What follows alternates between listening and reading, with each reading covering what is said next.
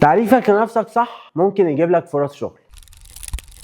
يعني لما تتعرف على الناس ما تقولش انا فلان وخلاص، ولكن انا عماد بعرف اعمل كذا واقدر اساعدك في كذا. وده حصل قدامي حرفيا. كنت في محاضرة وطلبت من الشباب يعرفوا نفسهم. شاب قام واتكلم بكل ثقة وقال انا عبد الرحمن كاتب محتوى.